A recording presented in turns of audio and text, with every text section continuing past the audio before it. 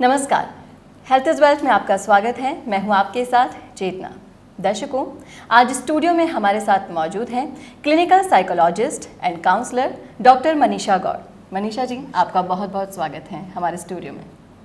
मनीषा जी, जैसा कि आपको खुद को ही पता होगा कि आजकल की लाइफस्टाइल इतनी बिजी हो चुकी है कि स्ट्रेस है, मेंटल डिसऑर्डर्स हैं, वो इतना हावी हो चुके होते हैं एक छोटे से दिमाग के ऊपर, और सारी जो टेंशन्स हैं वो पूरा हावी हो जाती है, एक मेंटल डिसऑर्डर्स ले आती है बॉडी पे।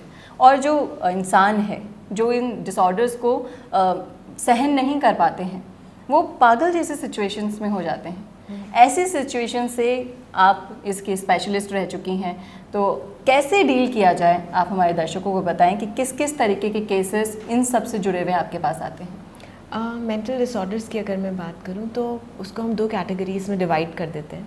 एक तो कैटेगरी होती है जिसमें इंसान को न्यूरोटिक डिसऑर्डर जिसको हम बोलते हैं, जिसमें इंसान को पता होता है अपने बीमारी के बारे में, अपने लक्षणों के बारे में उसको मालूम होता है, जिसके अंदर वो खुद समझ पाता है कि मुझे नींद नहीं आ रही है, या मेरा मन नहीं लग रहा है, या मुझे उदासी बहुत ज़्यादा महसूस हो रही है, उसका चिड़चिड़ापन बढ़ जाता है, या एक्टिविटीज़ हैं जैसे किसी से बात करने की स्थिति में उसको अवॉइड करता है, सोशल इंटरेक्शंस अवॉइड करता है।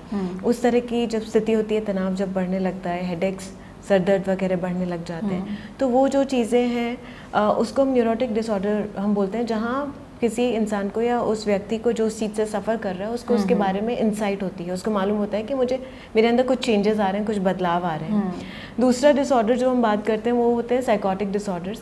लेकिन इससे पहले मैं एक क्वेश्चन पूछना चाहूँगी मनीषा जी, जैसा कि आपने ये लक्षण बताए हैं इसके और डिसऑर्डर्स के, तो ये बहुत आम लक्षण है जो इंसान ज़्यादातर अवॉइड ही कर देता है कि ठीक है, सिर दर्द हो रहा है, चिड़चिड़ापन हो रहा है, ठीक है, हम उसे साइड में लेके चलते हैं और नॉर्मल सी एक मेडिसिन खाकर और उसको अवॉइड कर दिया जाता है। तो ये कितनी हार्मफुल है बॉडी के लिए, ये भी हमारे दर्शकों को डेफिनेटली ये बहुत ज़्यादा हार्मफुल है, क्योंकि अगर आप अपनी प्रॉब्लम्स को सीरियसली नहीं लेते हैं, अगर आप अपनी नींद को अवॉइड करते हैं, अगर आप सोचते हैं कि रात में ठीक है नींद नहीं आ रही है, दिन में नींद को लेके कॉम्पनसेट कर लेंगे, so you should understand this कि स्लीप, हमारा जो प्रॉपर स्लीप आवर्स हैं दैट इज़ 9 to 4, 9 to 5, रात को 9 से सुबह 4 के बीच में अगर आप स्लीप लेते हैं दैट इज़ साउंड स्लीप।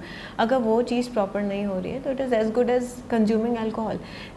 नशा करने के बाद जो हमारे बाद प्रॉब्लम्स होते हैं दिमाग में, हैंगओवर्स होते हैं, वो स्लीप के बाद भी रहते हैं। आप पूरी ढंग से नींद नहीं लेते हो तो पूरा दिन दूसरा आपका ऐसे लेज़ी निकलता है, आप थके रहते हो, चिड़चिड़ापन रहता है। अवॉइडेंस नहीं होना चाहिए इन जनरल। अगर नींद की हम बात ना करें, इन जनरल भी अगर हम बात करते हैं, आपके स्वभाव में अगर आपको लगता है कि गुस्सा आपका बढ़ रहा है, सहनशीलता कम हो रही है, किसी के कुछ बोलते ही आपको इरिटेशन होने लग जाता है, all these things should be taken seriously. किसी भी जनरल फिजिशियन के पास आप सोचते हैं कि जाके आप दवा लेकर आ जाते हैं, वो उसका सोल्यूशन नहीं होता है, क्योंकि इसके लिए एक प्रॉपर ट्रीटमेंट की ज़रूरत है ना। नॉर्मल कोई भी फिजिशियन से दवा लेने के बाद उसका एक मोमेंटरी, ठीक है, 1 दिन 2 दिन के लिए आपको असर पड़ेगा, but it is not a long term solution of the problem. Long term solution के लिए it is better to see a proper psychiatrist और psychologist for the proper treatment. इन सब चीज़ों से जूझते जूझते इंसान डिप्रेशन में चला जाता है। जो मरीज़ होता है उसको खुद को पता ही नहीं होता कि मैं स्ट्रेसफुल हूँ, इतने सारे डिसऑर्डर्स मुझे हो चुके हैं, और डिप्रेशन जैसी भयानक जो स्थिति आजकल बन रही है। बिल्कुल, मैं उसके लिए आपको मैं थोड़ा सा इंटरप्ट करूँगी। जो मैं पहले आपको 2 टाइप का डिसऑर्डर बता रही थी, न्यूरोटिक और साइकोटिक।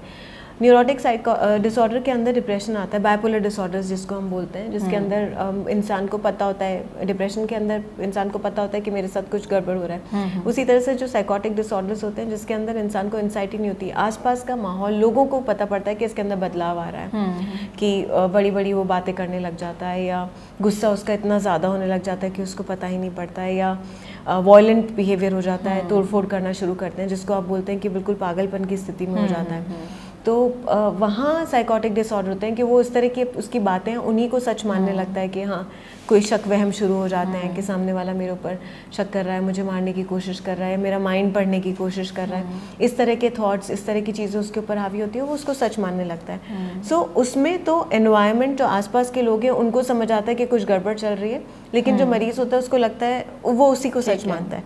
सो यहाँ पे जहाँ हम डिप्रेशन की बात कर रहे हैं, गुमसुम रहना, ज़्यादा नहीं बात करना, एकाकीपन अपने आप में पसंद करना, चिड़चिड़ापन है, बहुत देर देर तक नींद नहीं आती है, नींद आती है तो रात को फिर नींद टूट जाती है, और थॉट्स, कंटिन्यूस थॉट्स जो चलते रहते हैं दिमाग के अंदर, नेगेटिव थॉट्स, अगर ऐसा नहीं हुआ तो, फिर ऐसा नहीं हुआ तो, या अपने आप को लेके बहुत ज़्यादा हीन भावना, अपने अंदर ये फीलिंग लेकर आना कि किसी लायक नहीं हूँ, कुछ नहीं कर सकता, I am a complete failure, ये जो नेगेटिव स्टेट्स हैं वो चीज़ें आने लग जाती है, जिससे कि इनका डिप्रेशन, इनकी जो अवसाद की स्थिति है वो बढ़ती चली जाती है। इन सब चीज़ों का हमने डिस्कशन किया कि ये इस तरीके से ये भयानक बीमारी कैसे शरीर को अपनी चपेट में ले लेती हैं। इनका सटीक जो उपचार हमारे साइंस में उपलब्ध है, ये हमारे दर्शकों को बताएं। एनवायरनमेंट बहुत इम्पॉर्टेंट होता है कि आसपास का माहौल सबसे ज़्यादा इम्पॉर्टेंट, मैं यही बोलूँगी कि क्योंकि इस चीज़ के बारे में ज़्यादा लोगों को जानकारी नहीं है कि इस तरह की बीमारियां भी होती हैं, तो लोग सोचते हैं कि नाटक कर रहा है, आलसी है, इसका मन नहीं है, चिड़चिड़ा हो गया है, तो ये सारी उसको इस तरह से उसको संबोधित ना करते हुए इन चीज़ों के बारे में देखा जाए, उसको डॉक्टर के पास ले जाया जाए, साइकाट्रिस्ट के पास, साइकोलॉजिस्ट के पास ले जाया जाए, उनको दिखाया जाए। इसके अलावा एनवायरनमेंट आसपास का इम्प्रूव करना बहुत ज़रूरी है। किसी भी डिप्रेशन का या मेंटल इलनेस के जो रोगी हैं उनको भी उतना ही केयर, उतना ही अफेक्शन, उतना ही प्यार चाहिए होता है जितना कि किसी और रोगी को चाहिए। अगर किसी को बुखार होता है तो जो हम केयर करते हैं, अगर किसी की हड्डी टूट जाती है उसका जो हम केयर करते हैं, emotional support, that emotional support is needed for mental illness also. इसमें तो एक्स्ट्रा इमोशनल सपोर्ट चाहिए होता है जो कि नहीं मिल पाता है, तो वो ज़रूरी है। उनको साइकोलॉजिकली अगर हम देखें तो कई तरह की, अगर उसका लेवल कम है हम उसको साइकोथेरेपी से भी ठीक कर सकते हैं। हम कॉग्निटिव बिहेवियर थेरेपी जैसे उनको देते हैं, या उनको बिहेवियरल प्रॉब्लम्स या एनवायरमेंटल जो इफ़ेक्ट है, परिवार वालों को कैसे उसकी केयर की जाए उसके बारे में बता के वो सब की जा सकती है। प्रॉब्लम अगर और भी बढ़ रही है तो along with counsellings, along with psychological treatment, psychiatric treatment की भी ज़रूरत पड़ती है। सही समय पे अगर उसकी दवाइयाँ शुरू की जाए तो उससे भी उसको हम टाइमली रिकवर कर सकते हैं। यहाँ पर मैं आपसे पूछना चाहूँगी मनीषा जी कि जैसे आपने बीमारियाँ बताई, तो इन बीमारियों की चपेट में किस उम्र के बच्चों से लेके बड़ों तक, किस उम्र के लोगों पर ज़्यादा हावी रहती है बीमारी? आजकल तो ये बीमारी बहुत तरह से हावी हो रही है, बच्चों पे हो रही है। जैसे भी आप देख रहे हैं कि एग्जाम्स आ रहे हैं तो बच्चे स्ट्रेस में आ रहे हैं, पढ़ाई उनको करनी है, जो कंपटीशन है। सो बेसिकली चाइल्डहुड डिसऑर्डर्स भी होते हैं, childhood depression, but it is more common in adolescent and youth. ये जो यूथ होता है, बच्चों और यूथ को ज़्यादा, टीनेजर्स जैसे होते हैं, यूथ होते हैं, और जो मिडिल एज पीपल होते हैं, जहाँ ये जीवन को चलाने की जद्दोजहद चलती रहती है, कंपटीशन चलता रहता है, वहाँ ये डिप्रेशन से ज़्यादा सफ़र करते हैं। It is so common in females also, specially जो होम मेकर्स होती हैं। वर्किंग वुमेन के अंदर भी होता है, दो चीज़ों को एक साथ मैनेज करना, एंड होम मेकर्स जहाँ ये फीलिंग होती है कि एक कॉम्प्लेक्स आने लग जाता है, हम कुछ नहीं कर रहे हैं, उनको फैमिली से वो रिकॉग्निशन नहीं मिलता है। तो जहाँ जिस उम्र में हीन भावना आने शुरू हो जाती है वहीं से ये बीमारियाँ शुरू हो जाती हैं। हाँ, जहाँ आपका कॉन्फिडेंस खत्म होने लग जाता है, जहाँ आपको लगता है कॉम्प्लेक्सेस आने लग जाते हैं। मैं यहाँ चाहूँगी मनीषा जी कि इस जैसा कि आपने बताया कि बच्चों को और यूथ को सबसे ज़्यादा ये बीमारी अपनी चपेट में लेती है, मिडिल एज ऑल्सो, तो उन्हें, हमारे दर्शकों में सभी तरह के दर्शक मौजूद हैं जी, बिल्कुल, उन्हें इनसे बचने के लिए कुछ टिप्स आप दीजिए, जो जनरल टिप्स जो होते हैं मेडिकेशन के अलावा। और जो जनरल टिप्स होते हैं मैं चाहूँगी आप हमारे दर्शकों को बताएं। सबसे इम्पॉर्टेंट है शेयरिंग, कि आप कभी भी किसी भी प्रॉब्लम में हैं, आप परेशान हैं, तो इट इज़ इम्पॉर्टेंट कि आप किसी एक उस व्यक्ति के पास जाएं, समझदार व्यक्ति के पास जाएं, जहां आपको लगता है कि आपकी बात ढंग से सुनी जाएगी, उसकी कॉन्फिडेंशियलिटी मेंटेन हो सकती है। दैट कैन बी आपके पेरेंट्स हो सकते हैं, या आपकी स्पाउस हो सकती है, या आपका कोई फ्रेंड हो सकता है, या आप जिन पे भी ट्रस्ट करते हैं आप उनके पास जाइए, और जहाँ आपको लगता है कि सही सलाह मिल सकती है, क्योंकि हमारे यहाँ सलाह देने वाले बहुत होते हैं, पर ज़रूरी नहीं कि वो सही हो। तो आप बात करिए, ओपन आउट, बात करना बहुत इम्पॉर्टेंट होता है। दूसरा, अपने रूटीन के अंदर चेंज लेकर आइए, जहाँ आपका फिज़िकल एक्टिविटीज़, आपके एक्सरसाइजेस भी होने चाहिए, जहाँ आपका टाइम ऑफ स्लीप शेड्यूल वो भी प्रॉपर होना चाहिए, और फैमिली इंटरेक्शन बहुत इम्पॉर्टेंट है।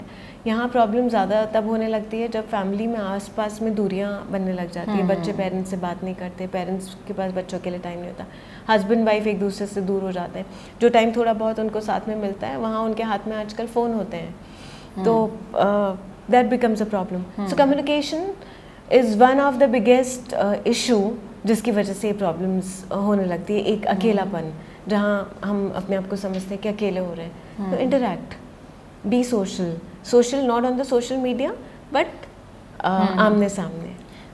यहाँ मनीषा जी एक और सवाल मेरे मन में आया है, वो ये है कि ज़्यादातर लोग जो साइक्रेटिस्ट के नाम से ही डर जाते हैं। हमारे सोसाइटी में एक हवा बना हुआ है कि नहीं, ये तो पागल हो जाते हैं तभी इनके पास जाया जाता है। तो मैं यहाँ चाहूँगी कि यहाँ आप हमारे दर्शकों को ये ज़रूर बताएं कि ये सब चीज़ें एक अलग ही चीज़ है जो अंधविश्वास लोगों में है कि psychiatrist is not a doctor, वो सिर्फ पागलों के डॉक्टर होते हैं, हम पागल हो जाएं तभी उन्हीं के पास ले जाया जाए, क्योंकि उनके पास जाना भी लोग बाग ऐसे सोचते हैं कि नहीं नहीं हमारा बच्चा पागल नहीं है। हाँ, इस टाइप के थॉट्स मैंने भी सोसाइटी में रहती हूँ तो देखा है लोगों में, तो ये ज़रूर क्लियर कीजिए हमारे दर्शकों। बिल्कुल, इसका एक बहुत अच्छा एग्जाम्पल मैं दूंगी। मेरे क्लिनिक में एक बच्ची आई थी और मेरा नेक्स्ट अपॉइंटमेंट भी जो वेट कर रहा था, कोइंसिडेंटली वो भी एक टीनेजर ही थी।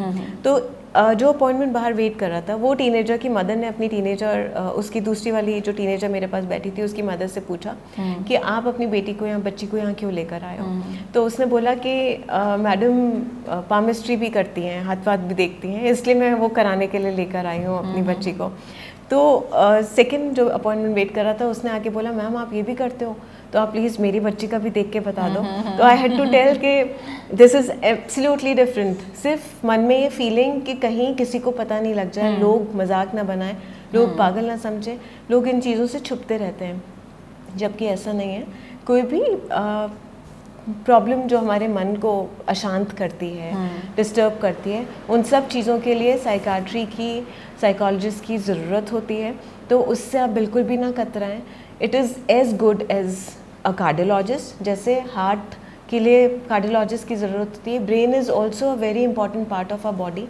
अगर ब्रेन में कुछ प्रॉब्लम होती है तो हम कुछ भी नहीं कर सकते हैं। अगर हमारे सोच में ही प्रॉब्लम आ जाती है, थॉट प्रोसेस ही बिगड़ जाता है, तो हम अपनी कोई भी एक्टिविटी पूरी नहीं कर पाएंगे। हार्ट वाले चलो फिर भी हार्ट का थोड़ा सा प्रॉब्लम हुआ, they can manage, but if mind doesn't work हम अपने आप को मैनेज ही नहीं कर पाएंगे। तो प्लीज़ पे अटेंशन, उसकी मजाक ना बनाते हुए take them to the right place, वो अच्छा रहेगा। डॉक्टर मनीषा जी, आपने बेहद ही अच्छी सलाह हमारे दर्शकों को दी, इसके लिए बहुत बहुत धन्यवाद। और दर्शकों, आप भी अगर आपके आसपास, आपके घर में कोई भी ऐसा सदस्य हो जो इस बीमारी से जूझ रहा हो, तो ये उपाय ज़रूर अपनाइएगा।